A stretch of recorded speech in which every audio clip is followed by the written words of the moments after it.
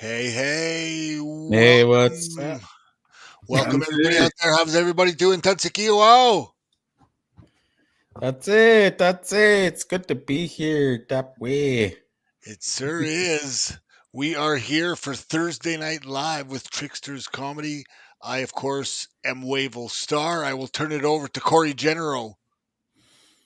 Hey, how's it going? My name is Corey General, and I'll turn it over to Keon. Hey, Keon Francis here. So glad to be on the podcast here today, and looking forward to getting some laughs and my cheeks sore from giggling. So it's gonna be no Saturday night. Awesome. My cheeks are sore for a different reason because I had a dental appointment. Stop. Get away from your mic, Corey. It's too early for those kind of jokes just yet. The cheek jokes. I seen you leaning in. I saw you leaning in. I was about to, brother. I was about to. Oh, this guy We're not. just We're got not even. Bannock slapped. We're not even 2 minutes in. Yeah. No. I had a tooth pulled today, man, and it was this morning. I got in as soon as the office opened at 9 o'clock. I got it yanked, and I didn't eat all day. Because I didn't want to disrupt or slow down any of the healing, but it's still a little bit on the sore side, man. Is it? Or did they put something else in it, or is it just like that open socket right now? Right now it's open. Yeah, right now it's an Oh, open socket. But you yeah, know what though? infection. Yeah. There's a chance. Yeah, like you got to be real careful to get the infection. With so I'm doing the salt rinse and all that. Yeah. But you know what I'm really impressed with is nowadays the anesthetic, like the needle that they give you in the mouth. It's like so much. It's evolved so much, like barely hurts at all, man. Like they put some sort of like a salve on first that's like real tasty, like Yeah, bubble that gum. Q-tip they put it on there to numb the skin before they put the needle in, right? Yeah, Yeah, yeah, and then, you don't even and know then what's happening anymore. yeah, and you barely feel the pinch now, Yeah. and it must be like a shorter pin than they used to use because I remember back in the day, like you could feel it. It almost Oh, feel in your like you're brain. getting a Oh yeah. needle up by your Oh yeah. nose, Yeah. Yeah. right? Yeah, and it goes way in there too. Like it just goes like yeah, man. Well, Yeah, and they got to do like Hate 4 that. different locations too, right? They got to numb it all around, so they go in all these different locations. Now you yeah, don't even know what's happening. Like, yeah. yeah, It's I cakewalk. used to be terrified of dentists when I was a kid, Oh yeah, and now it's kind of like I kind of look forward to it. I just chill out, listen to music. yeah, yeah. No, it was pretty relaxing, man. It was pretty, and I'm glad that I got it out. But word of the wise to the younger generation out there: make sure you look after your teeth. Yes. There's Yes. Yes. for sure, man. Like now I'm gonna be able. I actually have to like edit or change my diet a little bit and adjust for the last little while because the one tooth was bugging me. But now that I got that starting to fix that, I'm looking forward to eating like a lot of like steaks and shit. And Mhm. expensive. Like Yeah, dental work is so pricey if you don't have insurance for it. It's like yeah, crazy. Like yeah. for an But hey, man, implant, I think it's like 10 grand. yeah. January is it January now? So I got the benefits, Mm. the new benefits for the year, right? So those are kicking in right now, and then I put some extra in there too. So like on top of what's already in there, I put some extra in there too. So I'll Yeah. make sure I get things done properly. Well, I've had a crush on my dentist for like I've been going to her for like 20 years, and she's just cutie. And then the one day she wasn't there because she was only working like 1 day a week for quite a while because she has kids and this and that, and so they had this other girl come in. She was like a new dentist, and she looked like Sansa Stark, and she was just drop dead gorgeous, right? So I'm in there and like I'm trying to act all cool type of stuff, right? But your mouth's wide open, you look like Yeah, yeah, I know, man. I'm trying to be all Rico Suave and shit, right? And, and then Hey, do and you come here then, often? then after Please don't we're look. all done, I asked if I take a picture with her, right? And she goes, "You want to take a pic? Yeah, I just want to take a selfie with you. You look like Sansa Stark. You're beautiful, right?" And I said, "I don't want to like seem like a creeper, but you look like Sansa Stark." And she had no idea who Sansa Stark was either. She was like, "Who's Throws Sansa?" you in front of the X-ray machine. It just keeps me there. Cool Like, it, boy. Cool it. so I actually got a picture of me and her in the dentist office with half my face frozen, trying to smile and put some semblance of being handsome, but didn't work out. So yeah, the frozen face, man. yeah, Perry Boyko says, "Don't lie, you were drooling." I probably was drooling, not even knowing it. Got a couple needles in there, and you're just like, "Hey, do you come here often?" Temporary paralysis. Just can't even talk, right? I can't feel my tongue right now, but you look really cute. Let's go to a barbecue. A barbecue. And it was during that time of transition where I kind of like when I was getting divorced and kind of after all that type of stuff. So yeah, I probably didn't make the best impression of my Rico Suave thoughts. Yeah, well. Oh well. Thought you were Rico Suave, but you actually look like Bubbles. And there's her. She's like just trying to. She's just like trying to do her job. She's at work. Yeah, she's trying to do. She's like, "Fuck sakes, not another guy like this." Look at her watch. It costing me money. I could be with other patients right now. Yeah.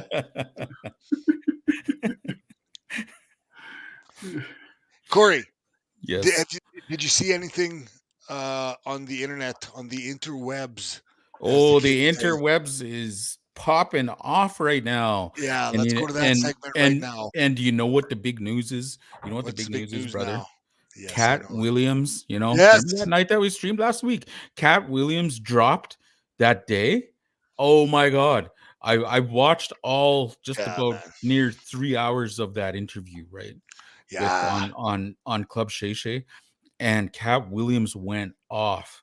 And I was one of the 40 million people that watched that thing. Yeah. And it was like, wow. And after that, I started watching different clips because like the internet just got flooded with Katt Williams stuff, right? Yeah. So people were doing remixes where they're doing like response videos to certain sections where he's talking about Kevin Hart, or he's talking about, Epstein, or he's talking about, whatever's happening, Chappelle. They're like, he took a swing at everybody, man. He took a swing at everybody. There's only a few that were actually spared from him. And now my YouTube for you recommendations is nothing but Katt Williams. Same here, man. So, but you know what I'm discovering though from watching it is that these aren't new statements that he's just kind of like, he's been saying them all. That's kind of his thing. That's his shtick. That's what he does. He goes around saying these things. It's just that now it all came together at one place and got steam on the internet. Yeah. Well, that's the thing, right? Because like you actually messaged me that, and you're like, "Hey, bro, you got to check this out. Katt Williams is getting savage," and I was like, "What?" Yeah, man. Katt Williams always been savage, like the last number of years, he's done all kinds of interviews where he just totally roasted other individuals, and then now, like you said, it just all culminated into one thing, and it literally just broke the internet, like his beef with Kevin Hart. That's been an ongoing beef. Yeah, man. Yeah, man. I started watching that, and then at first it wasn't catching on, but as it kept going, it grows on you. And you know what? I found myself to this day, all of a sudden I'll end up watching that video again, and I'll just let it play for a while because it gets better every time you listen to it. Yeah. Well, we just had a message on here saying, what was that? He's booked for a show in March 11th, Scottsdale Center. He's a guest. This is Perry Boyko, guest guitarist for the Headpins, and opening up for the Foreigner. Oh, cool! That's awesome. Yeah, man. Good job, Perry Boyko. What's up, Jay Bird? AJ. Yeah. I think a lot of it, but here's the thing, right? Is it assumptive? Because lateral, at the same time, everyone he roasted, they had their clapback videos and all that kind of stuff, just to what everybody did, and nobody's denying things. Although I have to say, like, I'm not a huge fan of Kevin Hart because he's kind of Disney to me, but I have to say that Kevin Hart probably did have the best response, right? Like that response that he had there, and he just... Did he said something? He just chose to, like, he put it on his drugs, right? No. Well, that's his decline. That's an old interview, but his Okay. clapback on I don't know what it was, at Instagram or something like that, when he's just like, hey man, like I'm too busy dealing with this movie here, and like I hope all the best for him, like this hate and stuff it doesn't look good on you or something like that, right? Yeah, man. Well, I saw Kevin Hart is here the last time, I think it was, and his opening acts were outstanding. Like, I was dying in the aisles, bent over laughing. And but I think his focus, and not all the power to him, he's a big megastar for TV movies and stuff like this, that I think his focus went away from comedy to more acting. Yeah, because his like I said, his opening acts were phenomenal, and his stuff was like, it was obvious the room, it was at the Brand Center, and the room energy just kind of dropped by like 3 out of 10 points when he was on, and people were almost felt like you're just being polite laughing. And he may have just had an off day too, right? Everyone has good days, good nights, everything else. It may have just been an off day for him. He also came across as quite like overly grizzled. Oh, totally. Like in that Jim Carrey realm. Yeah, man. That Jim Carrey realm now, where like he's like too far gone now to like even worry about anything. That may as well keep going. I actually have to agree with you on that. And we actually have a clip. Can we play that clip? Yeah, man. Let's play that clip here. Yeah, let's check out some of this. It's pretty good. Of going to a sold-out Kevin Hart show, there being a line for him ever getting a standing ovation at any comedy club. He already had his deals when he got here. Have we heard of a comedian that came to LA, and in his first year in LA, he had his own sitcom on network television and had his own movie called Soul Plane that he was leading? No, we've never heard of that before that person or since that person. What do you think a plant is? Maybe people don't understand the definitions of these words. Let's pause it right there for a little bit. Yeah. See, like, and it's just like what you were talking about, right? Is that like he's too far gone, and to me, that's how I was feeling when I was watching some of his stuff. Like how like some conspiracy theorists just start spitting out some of this stuff, and you're kind of like, what? Dude, what are you talking about? You know what I mean? Right. Yeah. Like a little too much too soon. yeah. And definitely he went down that road, and when he went down that road with everybody. It's like, they sold to the devil, and it's like right. Okay, so here's my question. Like the more I see it, like, do you think he's like, is he literally talking about like selling their soul to the devil, or is that like a metaphor for basically taking shortcuts by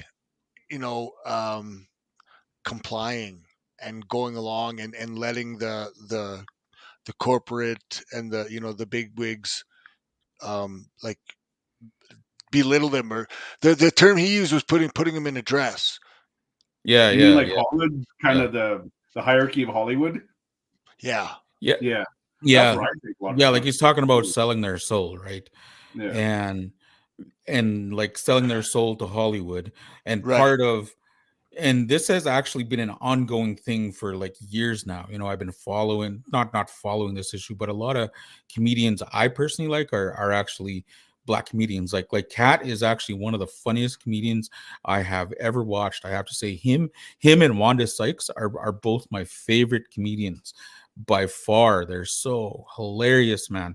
If you watch their specials, especially, I have to say Wanda Sykes' new stuff is freaking funny, man. You got to check it out. She's got a new special out there, and she's so funny.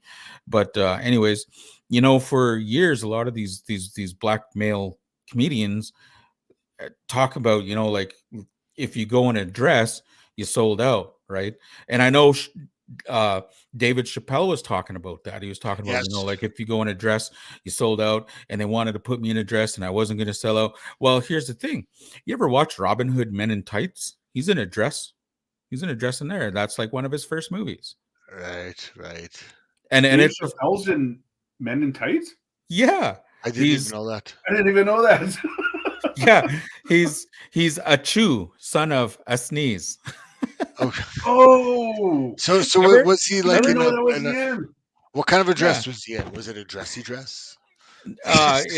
It's actually a medieval dress because Robin Hood Men in Tights is kind of a spoof Yeah, of like the medieval, like how they dressed in like in like how Shakespeare. they dressed medieval Shakespeare, right? Yeah, And he had a big hat, he had a gown, and he because they had to dress up in a dress to try to infiltrate something, right? And he was in a dress in that movie, so it's a big deal. You know what I mean? Like honestly, I don't think that I think they're making um being in a dress that big of a deal. You know what I Bigger mean? deal than Because it yeah. really is. But yeah, like well, maybe 20 years ago, 25 yeah, years ago, yeah, right? Then maybe yeah, back then, right? Because yeah, they're looking at it as a sort of like an emasculating sort of a thing, yeah, and trying to get them to fully comply. And they go it's just like a hazing yeah, ritual yeah, almost, right? yeah. Like like um what was I gonna say? Oh yeah. Uh Robin Williams, one of the funniest comedians alive. He's gone, bless him, one of the funniest comedians to ever do it. Funny guy, heart of gold, all that kind of stuff. His biggest movie, Mrs. Doubtfire, he's in a dress the whole time. You Yeah, know what I mean? Yeah. yeah. And but yet at the same time, he's also doing, incredibly Is he dramatic in Mrs. movies. Doubtfire? Is that Robin Williams? That's Robin Williams. That's Yeah. Robin Williams. Oh yeah. Yeah. And actually the Bannock Boys TV show, I'll say, I was in a dress.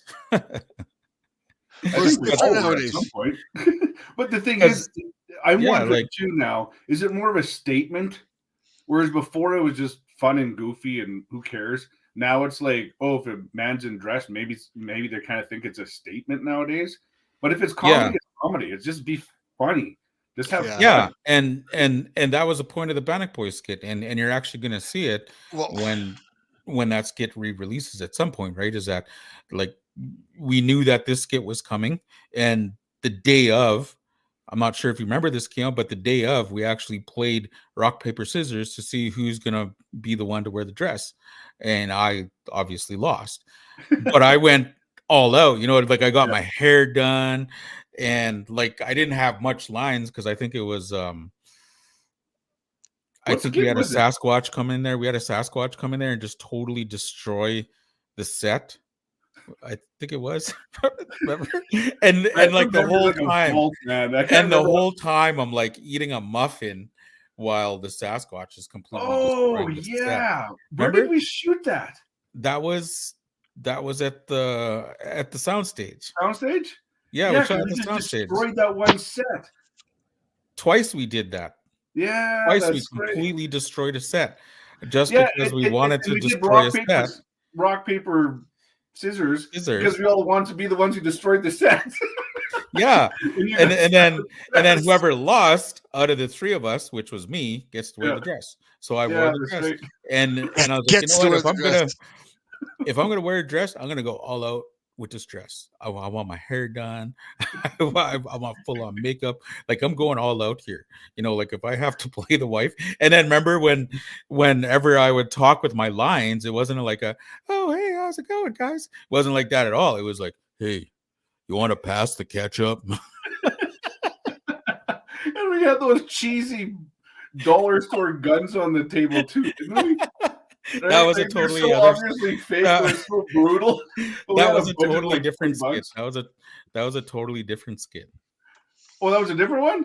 That was Oh man, that was that's when the a chief, the chief was having you all over for some pancakes. We were eating pancakes and you weren't cutting your pancakes, yeah. pancake right. And then everybody got out of control and started busting my balls. Forget about it, huh? Hey, in the WWE, they used to have the Vince McMahon Kiss My Ass Club, and that was kind of like they would get people to like they'd humiliate. It's a humiliating ritual sort of a thing. So people that were in his inner circle, like say Jim Ross, good old Jr. Yeah. When they went to his hometown, like in Oklahoma, Yeah. there they met. He did the kiss my ass thing to like they made him get down on his knees, and Vince McMahon pulled down his pants and he kissed his bare ass in front of all his Really? hometown, right? Yeah, Like and a they roasting also type of thing. yeah, kind of a roasting thing, and then also another thing that you may or may not have noticed before is that a lot of times when a like a big superstar, they'll make it real big, and then but they go to their hometown, they got to lose in their hometown. So, Oh, like, really? Oh, yeah, yeah, yeah, yeah, yeah, yeah, yeah, yeah. yeah. Like I Lose in remember their that. hometown. Yeah, yeah. I said like when I was I worked at a WWE show there, and Jericho was the big thing coming back to Winnipeg. He was in the news. The mayor gave him a key to the city. Like it was a huge He's thing, from and it would. Winnipeg? Yeah, yeah. And imagine if he would have got the 1, 2, 3 there, it like the place would have just freaked out, right? He came out in a Winnipeg Jets jersey. So the place would have freaked out, but he lost. Like at the end of it all, he ended up losing. And I mean, it's not that it, just the fact that he had to do it right there at his hometown. Like they really just they just wrecked it, Yeah. Yeah. I had no idea he was even Canadian. Oh yeah, he's a Winnipeg guy. Wow. Oh, really? Wow. Oh. Yeah, he's a Well, Winnipeg when guy. we shot the wrestling skit, when you were wrestling the Sasquatch. Sasquatch, weren't you? Yeah. Yeah, yeah. So that ring. So how different is a boxing ring? Because we shot that at a Yeah, local it's boxing way club in different. Lonsdale. Yeah, it's way What's the different. difference? The boxing ring, so a wrestling ring has more give. It doesn't have as many beams. Has like in the middle, like there's an open spot like that'll give you some give, so you can land flat on your back. Whereas Oh, so those you line boxing up. ones are more sturdy. The boxing ones are more sturdy, like a deck. You know what I mean? Like Yeah. with all the beams and the wood So and when stuff you're like doing that. a So it's Yeah. slam or something like that, or landing, you try to land in the middle. Then. Yeah. But even with in a boxing ring, it'll be a little stiffer. Like Yeah. they seem to be just probably because they move around or Well, they don't not want meant the to be getting sponginess. slammed on it. At Yeah, the yeah, yeah, boxing, you don't exactly. want Yeah. sponginess. Yeah, Right? you don't necessarily want the Yeah. bounce.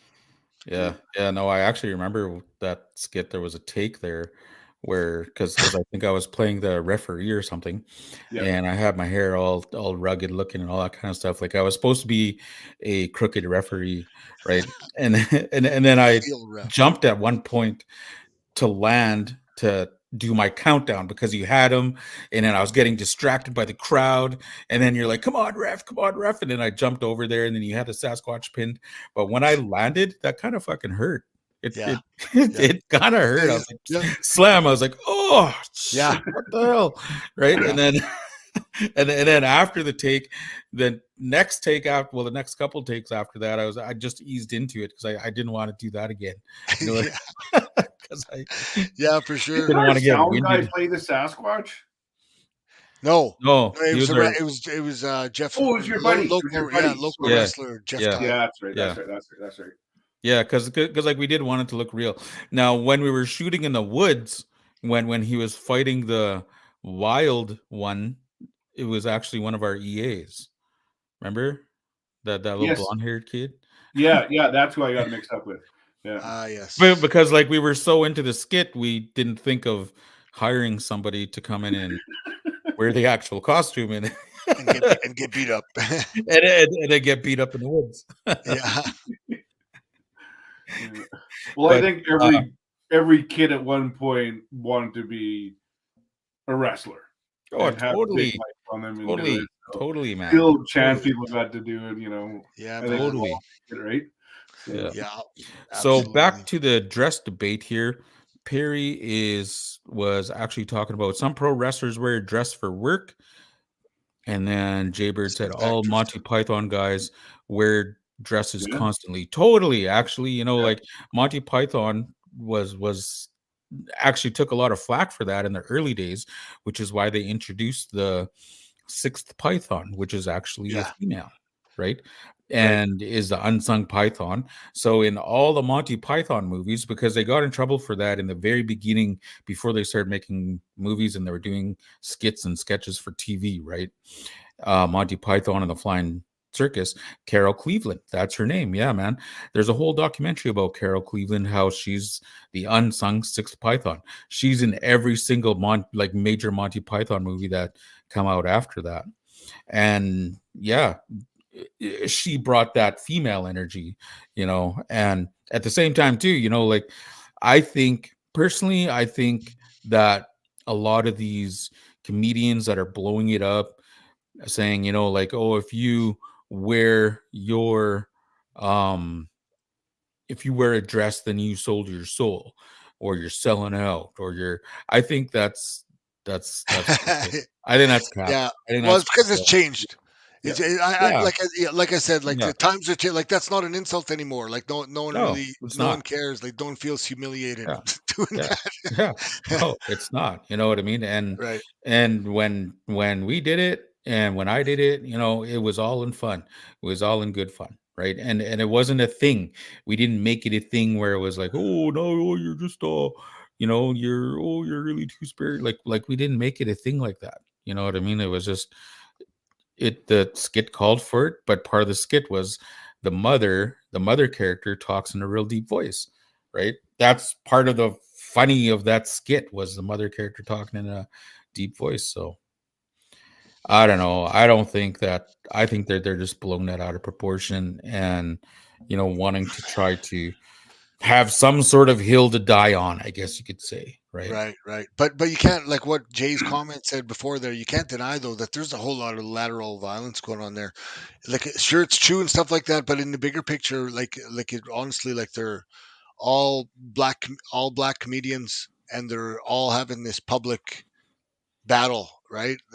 And just kind of Mm-hmm. it's lateral violence ish, you know. Are Yeah, they doing it too, however, at the same time, just to get people talking about it? Maybe. well, Right? you know, that's actually one of the things that a couple comedians have been saying. You Yeah. know, there was what's his pickle there, the bald head guy did that he completely roasted. Yeah. Yeah. Does Steve the Harvey. game show. Steve Harvey. Yeah. Steve Harvey clapped back and said, you know, that he's just doing this to market himself, to market his shows. You know what I mean? But see, the thing is, Katt's been doing this, so it's nothing new. You know what I mean? And it's probably just framed that way, right? It's probably just framed that way, that you know, like, just like you said at the very beginning, Wavell, is that the Club Shay Shay interview, the 3 hour one, is the culmination of all the stuff that he's been doing. He's Yeah. been saying this stuff. He's not been holding back. He's actually been saying this stuff. Only now he brought it into one big giant long 3 hour interview and went in, right? And then, Right. of course, you know, he brought in some new clips, but he's been saying this for a while. And yeah, there's definitely that lateral violence there, because there are some things that you see, you know what I mean? And there are some things that you hear from other comedians, and it's like that. Like, take a look at, you know, like the disgraced Aries Spears, for example, you know, and Aries Spears, he's been a lateral violent dude just about his whole career.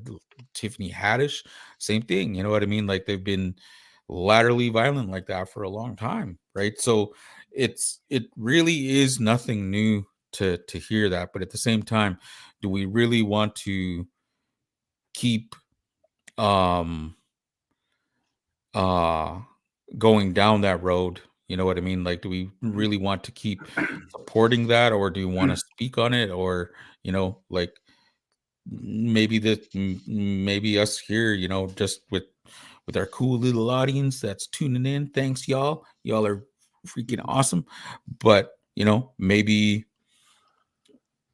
we should talk about that on one of these shows, as a lateral violence, right? What do you mean? Like, I'm not familiar with the term lateral violence. Like, So, like, lateral violence is like exactly what Katt Williams did. Katt Williams came out swinging. He came out accusing people of all kinds of crazy shit. He came out of like he just came out and totally blasted at just about every single major black comedian. He came out swinging. You know what I mean? Shared a lot of dirt, and just talked bad on them, talked ill of them, you know, and was saying like, oh, you know, if there was a comedian worth talking about, you know, maybe I would do something with them.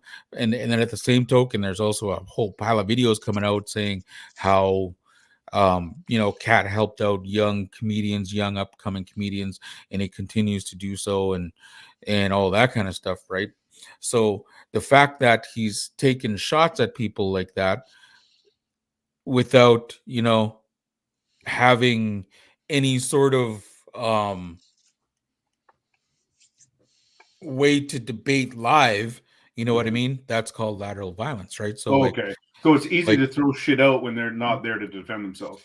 like gossiping. Gossiping is a form of lateral violence, right? Okay. That's a form of lateral Yeah, violence. yeah, but specifically amongst the Black comedian community is kind of what makes it, what brings it in. Like you hear about the lateral violence among Indigenous people, how we tend to get in our battles with each other, and every once in a while, you kind of lose track of the big picture, and you end up just kind of fighting with each other, Yeah. Okay. Got Yeah, it. Thanks, guys. and that's actually something that's interesting that I haven't heard a take on yet with all of these other Katt Williams things that just totally flooded my YouTube timeline, right? Is that aspect. I've not heard anyone talking about, just the lateral violence that he perpetuated on his own community. Right, and right. there, right? Yeah, because there are likely some, like let's just say it. There are likely some racist people out there that are they approve of this.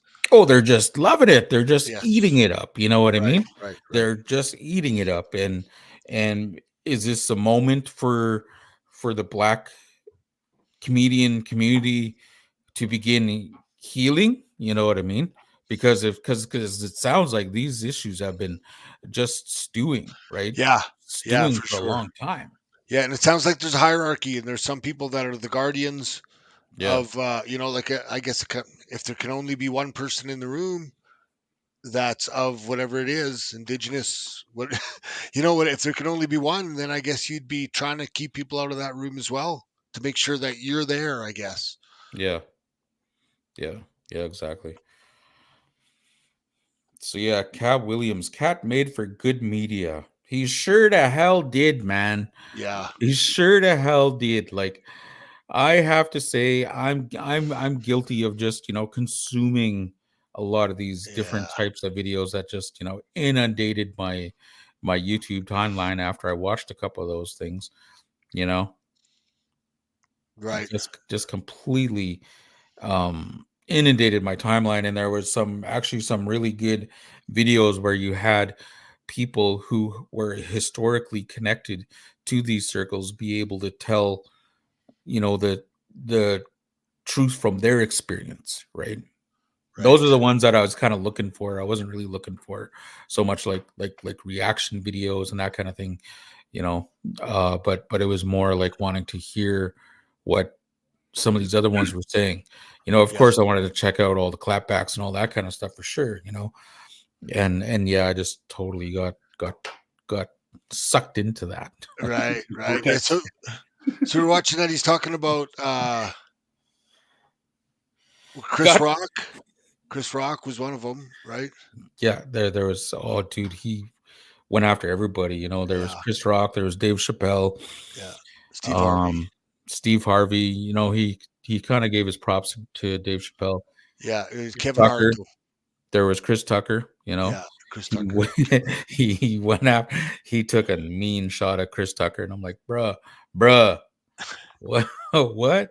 I don't know, man. Yeah, well, he's Chris just trying Tucker hasn't done anything in a long time either.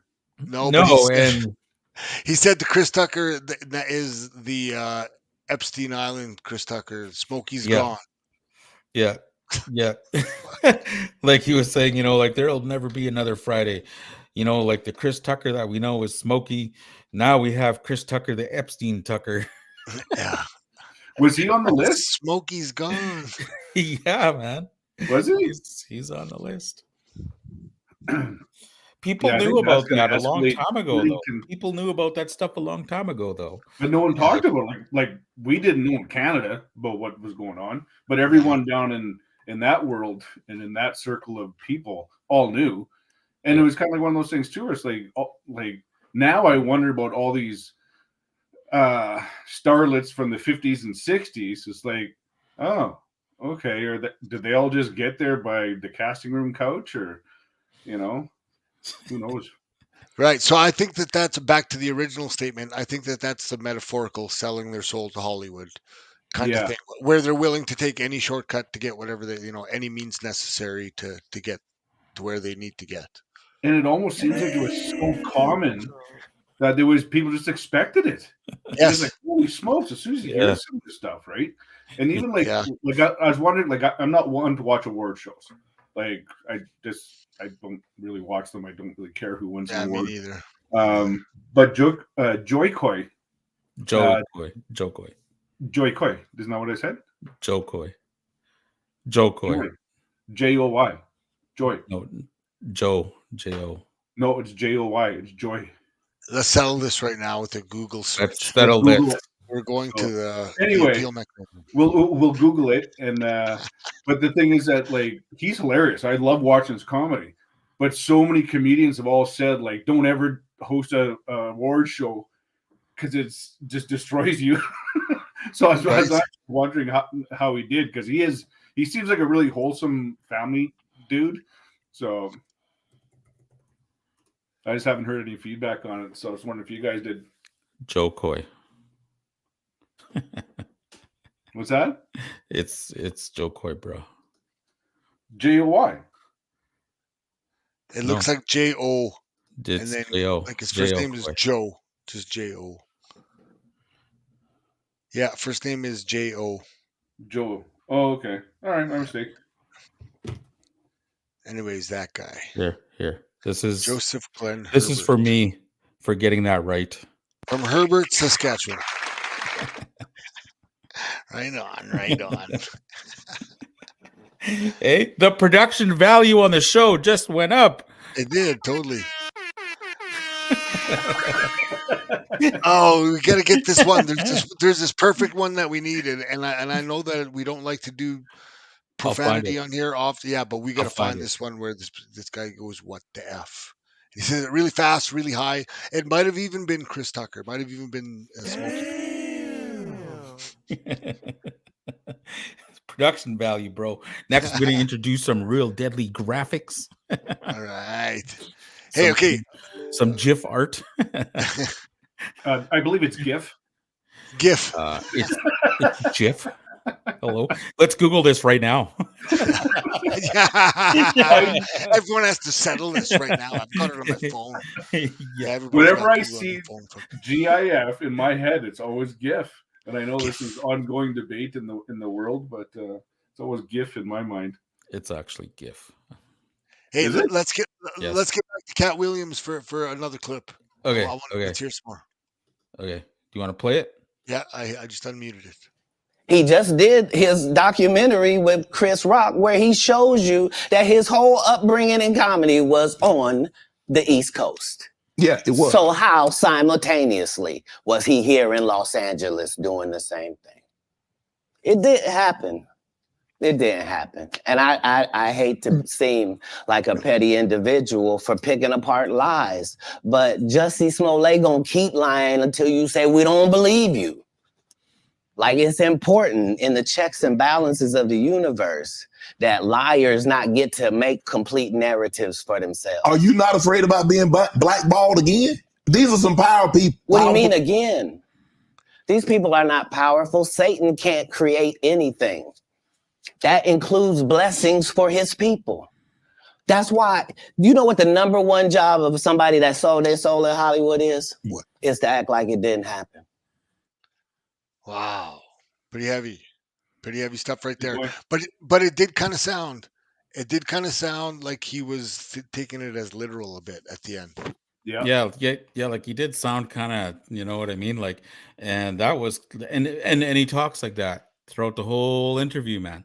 The whole interview he's talking about that, you know, where it's like what? Like, is this some weird Illuminati stuff that you're on to, man? Because I'm about to turn this thing off. You know what I mean? Like, it was getting a little much for me, to be honest. Right. And then he goes pretty hard with mixing all of that with Christianity somehow. Yeah. Well, they say the greatest illusion that the devil ever did was make people think he didn't exist. So, and that's kind of the the direction he was moving with, right? So Yeah, for sure. So yeah, but it was a little much. You know what I mean? Like it was a little too much. It was just because Well, like he's self-identifying as a churchgoer or a Christian or yeah, an active Christian. yeah, I yeah, believe. and then he ties into Kanye West for being a a pastor who just swears around at his church and nobody said anything. is he a pastor? Kanye West, yeah, Yeah. he tried to be at one point, you know. He also said that people should just leave him alone because he's got a mental illness. Like he kind of made it sound like let's not be surprised. Like stop being surprised when he says weird shit. He's saying weird shit because he's got a mental illness, and we need to Yeah, stop. Like almost like the people who need are bullying him. Yeah, because I thought he was diagnosed as bipolar or something like that. Right. Yeah. Yeah, totally. So in a sense, it kind of isn't very fair. Like it's right. yeah. Yeah, but at the same time, maybe don't film yourself saying all this stuff. At the same time, well, that's the thing is that he's been saying all this. You know what I mean? Like yeah, it's just that it's culminated into one big giant long interview. You know, and all of a sudden he's the most righteous person on the face of the earth to be right. able to walk this comedy road. He's the most righteous person. You know, and it's just Yeah, like, bruh, settle down. You know what I mean? Like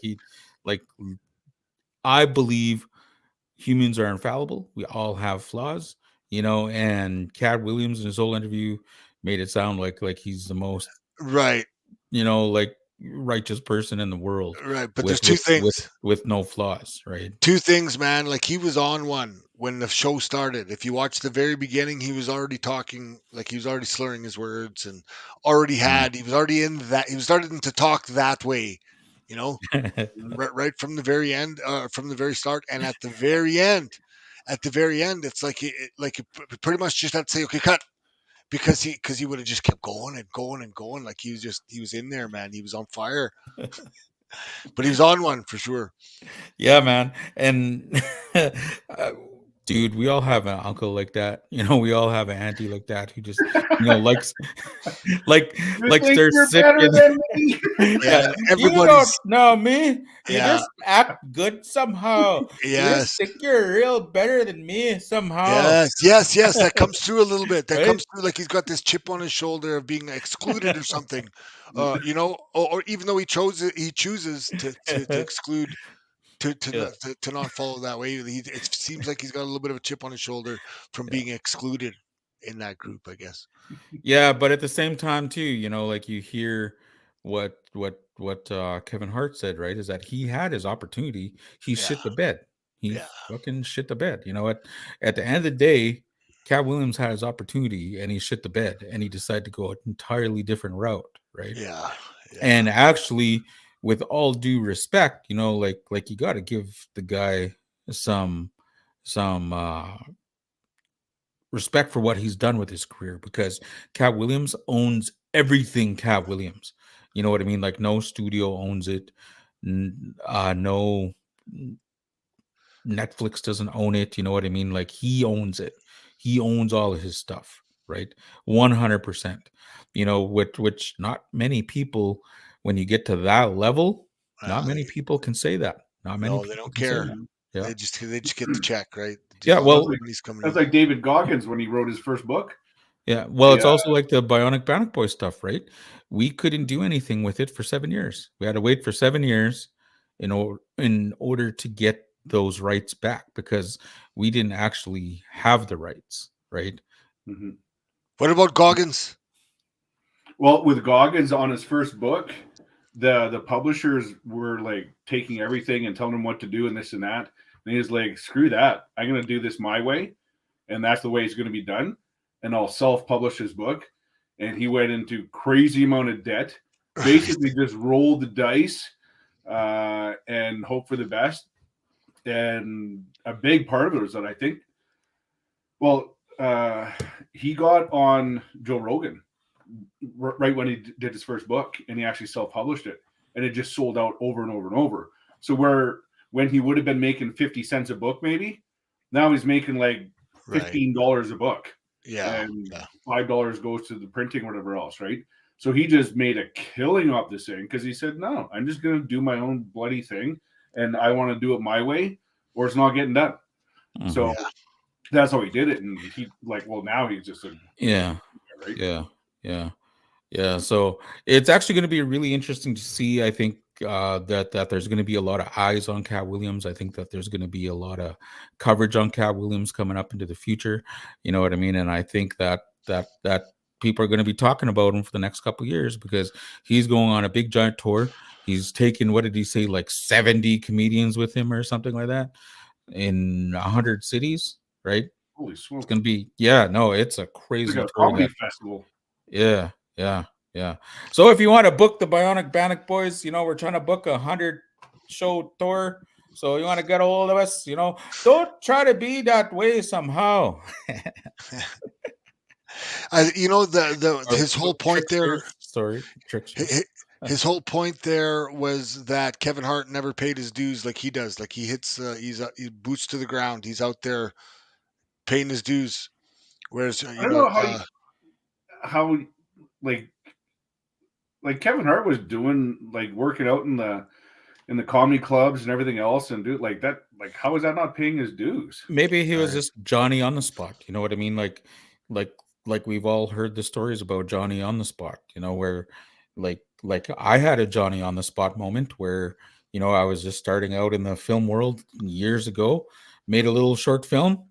And it so happened there was a whole pile of broadcasters sitting in the audience that decided to come watch my little film at like 11 o'clock at night, because that's when the festival screened my film. And I was all proud. And, there was maybe 30 people in the audience and 10 of those were broadcasters. I left that screening with development deals, with TV deals, you know what I mean? Like, and it was just right place, right time. That was Johnny on the right? No. That was even before that. Oh, really? That was the one that Kakwishtal one, remember? Oh, yeah. It was a Johnny on the spot, man. I happened to be at the right place at the right time, right? And maybe that's what happened with Katt Williams. Katt Williams just happened to be at the right place at the right time, and maybe one of those people walking by was just thinking, I really need a comedic act, and there's all these other comedians, they don't quite fit, and he went to a comedy show, or maybe he was just chilling. One of the producers was chilling at a comedy show, and so happens to be Kevin Hart was there because someone else canceled. I don't know, you know what I mean? Like I don't know how that happened, but there are Johnny on the spot stories where you're just right place, right time. Yeah, but there's still, the whole idea that like by chance comes with a lot of hard work before that. Like you just didn't put together. Oh yeah. Like you don't just get there, right? There's a lot of work to get there. Right? Yeah. Oh yeah. No, you don't just get there. Like with the TV show that we did with the Bannock Boys, right? We applied as a joke. It was never meant to be serious. We just thought, oh, they're never going to go for this, right? And let's apply. But by that time, we did hundreds of shows, man. You know. We did tons and piles of shows. Like we played all over the prairie provinces, and we played everywhere. We played all over the place, and that bought into the fact that we knew how to do sketch comedy. We knew how to do it, so we did it, right? And that's what happened with how that show got done.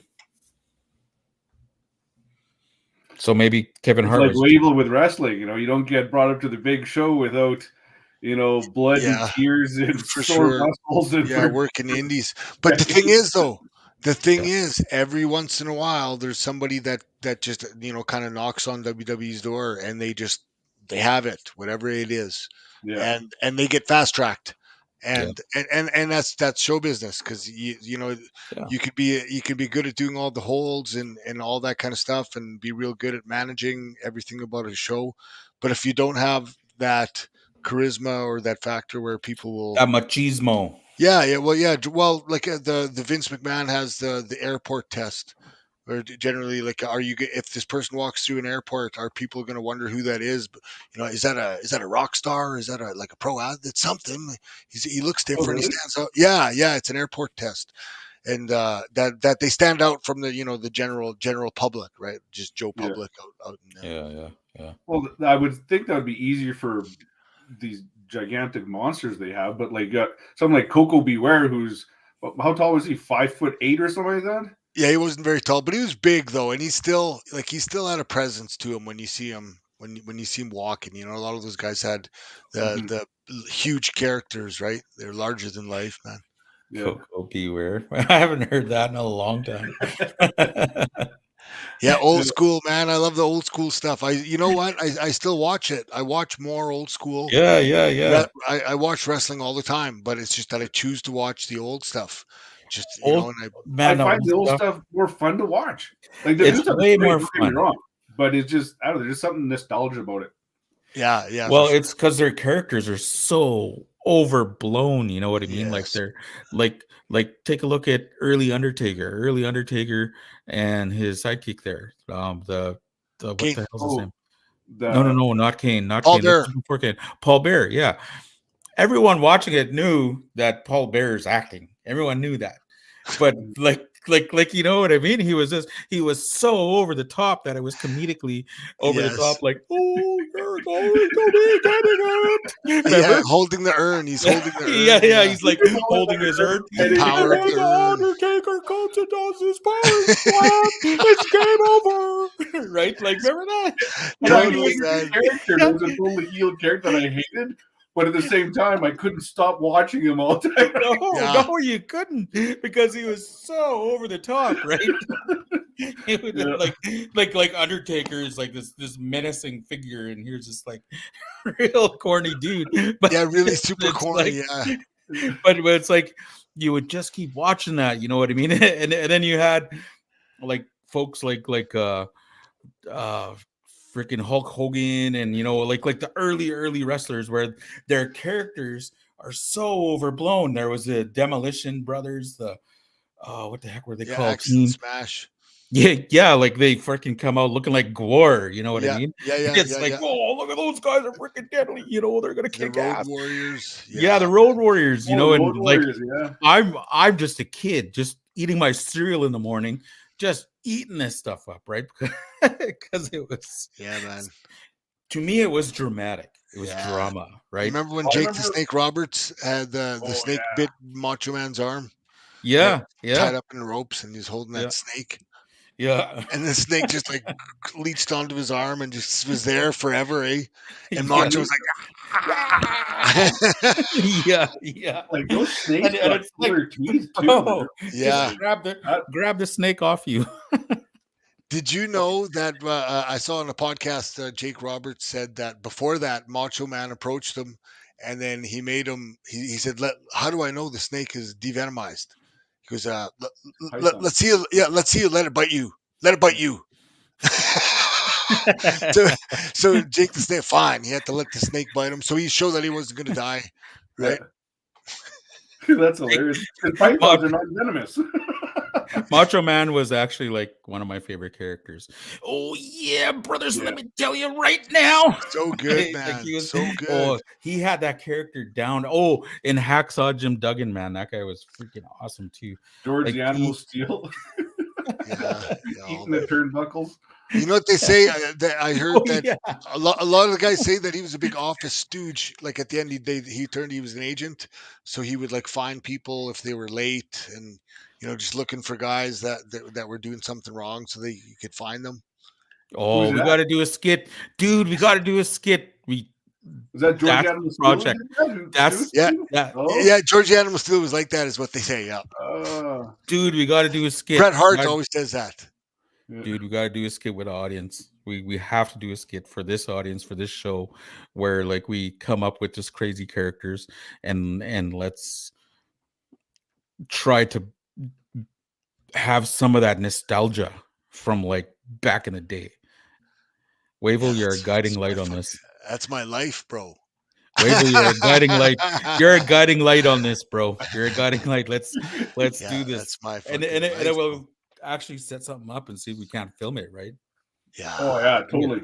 because Let's wrestling do it. characters are so dynamic and so over the top and so fun, right? Yeah, for sure, man. Yeah. For sure.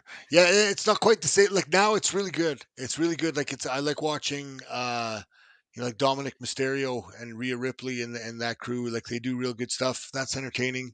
Roman Reigns. But like a lot of the wrestling, it's really good. It's super athletic, but it's not as engaging to me. Yeah. Yeah. Like the young guys will make fun of us old guys for like I liked the wrestling when they would like hold a headlock. Yeah. Yeah. Hold the guy in And a then chin walk lock. around the ring. You know, they like walk around the ring with this guy in a headlock, and he's fighting Yes. to try to get out of the And headlock. that's all. And And he's that's just it. like going number one, you know, and like the whole audience is just freaking right out, right? Like, See, all they're doing is making faces, right? yeah. And actually in the business, there's a term we call that Shakespeare. Okay, we'll go when we get out there, we'll do some Shakespeare. And it's that. It's where you don't do physical stuff, you do all character stuff. Yeah. Ah, Well, that's what made it so like I interesting. watch wrestling here and there now. I still enjoy it, but I loved wrestling when I was a kid. Like I still remember watching WrestleMania 2. It was after a hockey game. We had like 10 of us kids at a sleepover at a friend's place, ordered pizza and pop, and it was just like this is the biggest thing ever, right? Yeah, man. And it was pay-per-view back then too, so their parents got it, and we're all in the basement, and we're all wrestling and jumping off the couches, and Yeah, like that's what I was doing. Yeah, that's what exactly. I was doing. Hey, man, I And was at now- WrestleMania. Yeah. And now when I'm watching wrestling, it's so like these people are so athletic, like just so athletic, right? Just phenomenally athletic, and what they can do just blows my mind. But I'm not sucked into it like I was before. And You know why? Because it's too, mind you know why? Because the strippers come out, they don't come out naked. Strippers don't come out naked right away. They come out with lots of clothes, and the first one they don't even take any clothes off. So it's like like it's a music video, right? Like these wrestling shows, they just keep going. Like it's like a music, like a whole bunch of car crashes in a row. It's like it's hard to impress you after you see it. Just like a stripper coming out with her clothes off in the first song. Good point. Right? Like you're supposed to wait till the third or whatever. That's what. Yeah. And then she already. And then there's the reveal, right? But if you come out that way to start off with, well, then your level of expectation is so much higher now that it's hard to be impressed. Yes, exactly. Yes. And that's kind of what happened, like with the extreme style wrestling, with the tables, the chairs, the ladders. Oh, the barbed wire and all that. Yeah, and the jumping off the cages and all that kind of stuff. It's like, where do you go from there? Like you got to top that. Like, that's nothing. I want to see him do it like on fire now. And if how can you do that? How are you ever going to make people be engaged from working an armbar now after you do that, right? Like it's too late, man. Like you took your clothes off in the first song. Yeah. Now you got to dance for another 3-4. Okay, if we do something like that, I vote Keon to be set on fire. We'll play rock, paper, scissors. And and then whoever wins gets to be set on fire. Whoever loses gets to wear the dress. How about that? Fuck, like it's a big punishment. Do you know anyone that does that type of stunt, Corey? Fire? Yeah. Like getting man. They wear those fire suits and the gel and shit, right? So just this kind of thing maybe it could be done. There's like a whole process, right? Like I've never actually seen it, but I watched some, because like I've never been on sets where it was that big. Like I've been on sets. Never been on fire myself. No. I like I've never been on sets where things were set on fire, like huge things.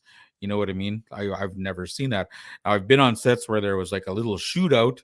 I've actually been shot in the head like I've seen things like that, but I've not seen anyone get set on fire. That's kind of crazy.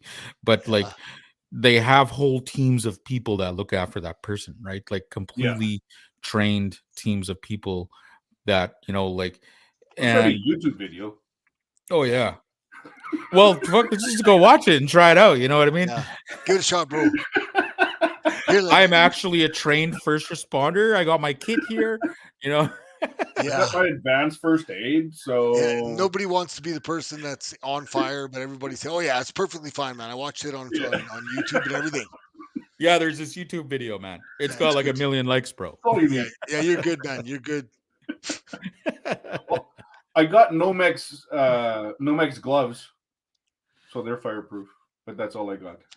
Oh, I got fire retardant coveralls and PPE and stuff like that. So Yeah. Also, we could Cool. just like spray you with hairspray and. Well, my Nomex gloves, they're actually fighter pilot gloves, and I used to wear these in the army because even when they're wet and everything else, they still keep your hands warm. So in the winter and stuff like that, when they're getting wet, so on and so forth, they're great for being out in the bush, out in the bush. Out in the bush. The bush. You got to bring Brody back. Yeah, check Brody. Brody. Brody. Push survival skills with Brody. Out in the bush. Out in the bush. When that was the first skit, our first day of shooting, the first skit was Brody, and Brody had like 8 pages of dialogue. That was you, so man. Nervous. You wrote that. Here, memorize this. I wrote it, yeah, but it was like 8 pages of dialogue, and a lot of it was kind of like it was all connecting this and that. So I had to know my beats, of course, right? But that was kind of the ones like I'm thinking, oh man, this is our first day shooting. Like Corey knows the crew and everything else because he's involved in that, but like me and Sean Tom, we didn't know anyone, and we just kind of show up and we have all this stuff. I'm totally nervous. Like I was like shaking before the scene, even, right? So. I sacrificed my tent. Your tent?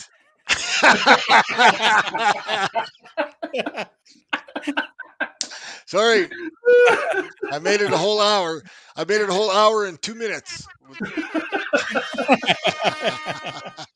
With that, boys, we came to the end of the 1 hour. What's your final word, Corey? Final word. Hey, don't support lateral violence. F lateral violence, you know what I mean? Just keep supporting, keep building people up. There's a lot of good things happening. Lily Gladstone won a Golden Globe. First Indigenous. Man, it's so awesome. Just keep building up our people. Keep building them up, and just forget all that noise. Forget all that white noise of the lateral violence and the gossiping and all that. Forget that. Let's do nothing but good. Gotcha. Perfect. That's awesome words. Over to you, Keon. I think we need to use that horn more often because I think it's awesome for one thing, but it also reminds me of going on the crazy cruises down in Cancun, and reminds me of those good times. So everyone have fun this week, and we'll see you next week. We will see you next time.